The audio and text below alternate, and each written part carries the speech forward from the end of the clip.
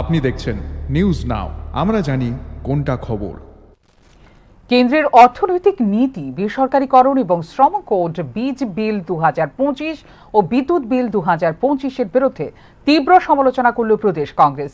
কেন্দ্রের নরেন্দ্র মোদী সরকার কর্পোরেট স্বার্থ রক্ষার জন্য জনস্বার্থ ও গণতান্ত্রিক কাঠামোকে দুর্বল করছে বলে অভিযোগ করল ত্রিপুরা প্রদেশ কংগ্রেস।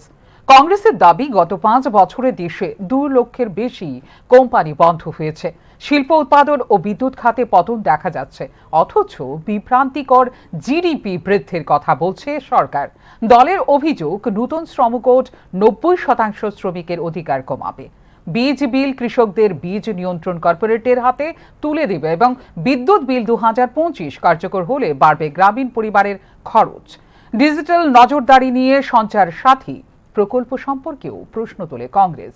এসব নীতির প্রতিবাদে আগামী 8 ডিসেম্বর রাজ্য জুড়ে আন্দোলন ও প্রতীকী বিল পোড়ানো কর্মসূচি ঘোষণা করেছে প্রদেশ কংগ্রেস। প্রধান দাবি, আমরা তো সেটা আমি বললামই, 8 তারিখে প্রধান দাবি হচ্ছে খসড়া বীজ বিল এবং বিদ্যুৎ বিল 25 যেটা পার্লামেন্টে উপস্থিত করা হয়েছে এটা প্রত্যাহার করা, সাথে জনবিরোধী পার্লামেন্টে আমাদের যে বেসরকারীকরণের নতুন নতুন যে বিলগুলি আসছে এই বিলগুলিও বাতিল করা। এই দাবিতে আমাদের রাজ্যব্যাপী যে ধারাবাহিক আন্দোলন, সেই আন্দোলনের সাথে যুক্ত করে, নতুন ভাবে যুক্ত করে 8 তারিখ সূচনা হবে আগরতলা শহরে।